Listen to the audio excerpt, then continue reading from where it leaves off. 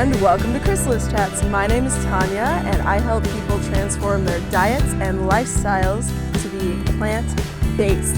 I am so excited to share with you this week's theme, which is vegan hacks, how to go vegan 101.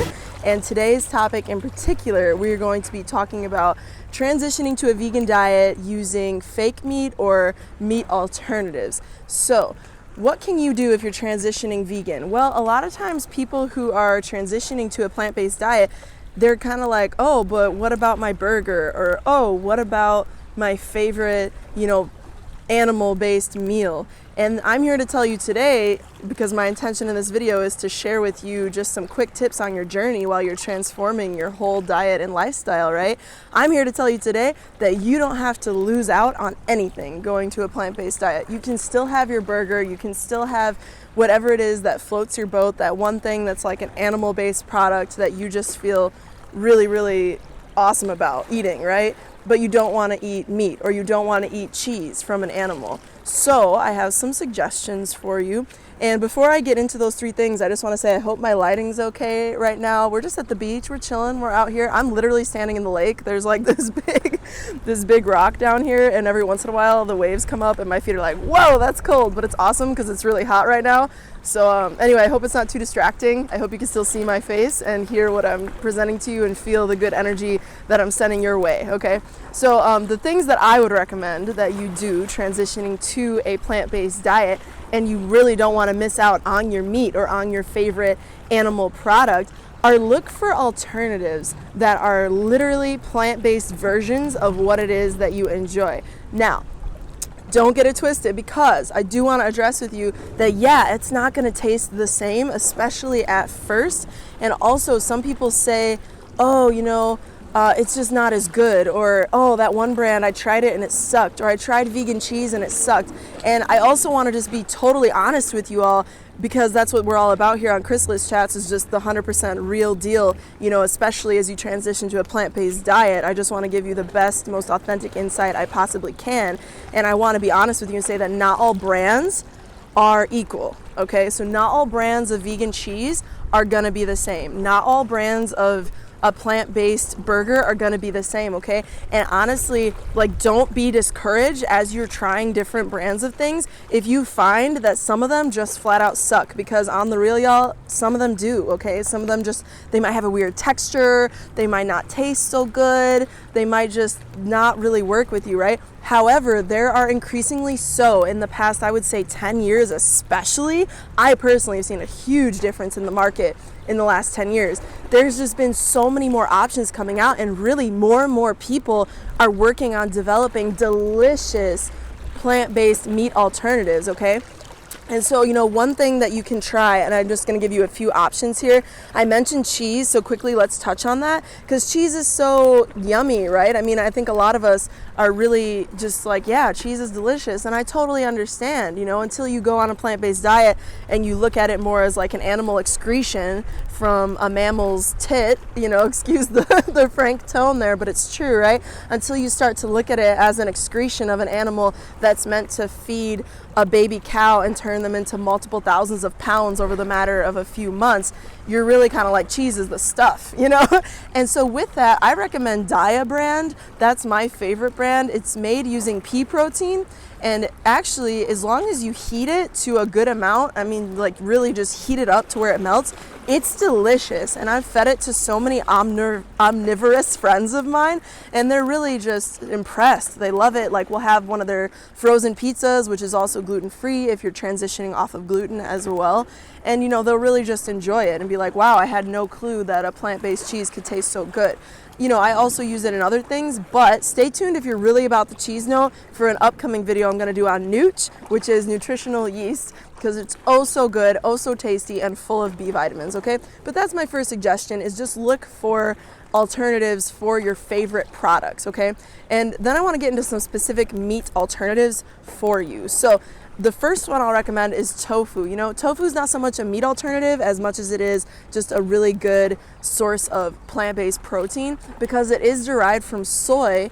It's going to be a complete source of protein, meaning that, you're going to have all your essential amino acids in there right away. And it's in a plant-based format, so it's really easy for your body to absorb it. I do want to address, because maybe you've heard like, but wait, Tanya, isn't plant-based soy, isn't soy gonna cause cancer, or isn't soy like estrogenic? And yeah, the answer is yes, soy is estrogenic, which means that if you eat all soy and nothing but soy, it might cause a little bit more estrogen to happen in your body. And no, is that going to turn like a really masculine, muscly male into like a more feminine person who's always crying and stuff? No, that's not what that means. More of what that means is just that you might notice a slight fluctuation in, just say like, if you're a woman, you might notice you're going a little more towards the emotional side or whatever, or your emotions might be a little more out of balance. But really, I haven't personally eaten so much soy where I've ever felt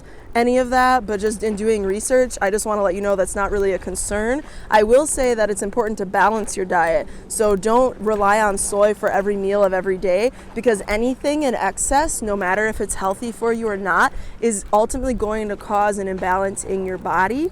And on that like whole, oh, soy causes cancer thing, I want to draw your attention to Japan, because in Japan, that's actually, they did a study there, and it's actually where where a lot of people eat the most soy in the world, and specifically protein. So we're talking about tofu, right? And they did a long-term study there with a lot of different women, just looking at their risk of breast cancer and looking at what they were eating. And it turns out that while all those women were eating a lot of tofu, like more tofu than any other region in the world, they had the lowest, or some of the lowest, rates of breast cancer. So that whole myth right there is kind of just blown out of the water, right? A lot of times when you eat a lot of soy and you have negative responses, it's my understanding and belief that it's because that soy has come from genetically modified sources. And if you want to know more about GMOs and what is a GMO and what can it do and how can it hurt you, just go back and look at my previous video on what is a GMO, okay? But that's my first suggestion. And then I would also say, consider going with tempeh.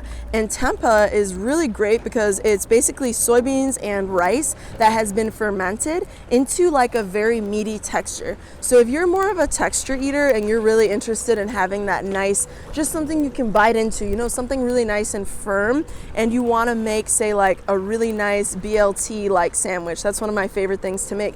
And I actually use tempeh, so it's not the same concept as vegan bacon, although that is an option. You don't have to lose out on your bacon either if you're transitioning to a plant-based diet for health reasons, or you're growing your empathy towards animals and you're realizing how gross a lot of the additives are that go into the production of animal products.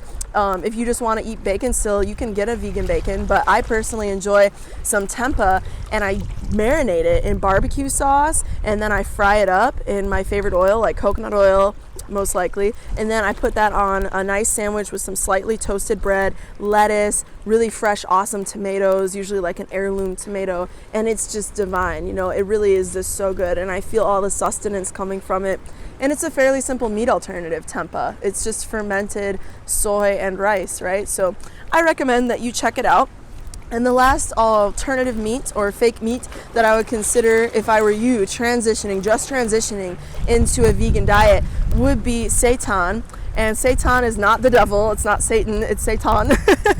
But basically that's just vital wheat gluten, and they do a lot of really tasty things with that. So you can actually get all sorts of different fake meats, like I believe it's Tofurky brand. They make some kick butt, y'all, seriously kick butt meat alternatives. If you're just transitioning and you want something familiar and you want something with all that meaty texture, but you want it to be plant-based, check out the Tofurky brand, because Tofurky has really good like sausages that you can have on like a hot dog bun. They even have the hot dogs if you're into that type of a texture.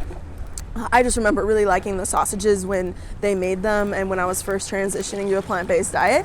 And they're really good. They also make roasts. So I saw that for the first time just a couple years ago, and I was so impressed because, around Thanksgiving, around the holidays or whatever, maybe you're joining up with family, and maybe that family isn't plant-based, but maybe you just want to enjoy the same type of thing. Everybody's having their roast and their cranberries and whatever else, and maybe you're like, oh man, I'm not going to eat that roast because XYZ, whatever reasons are bringing you to veganism, but I want to go ahead and enjoy a roast myself. Well, Tofurky, as long as you're not gluten-free, they have a really kick-butt vegan option for that roast. And it's really just delicious. It tastes great. It's, you know, full of protein, jam-packed full of protein. It'll give you the notorious Thanksgiving, you know, sleepy factor if you want to like eat a lot of it or whatever.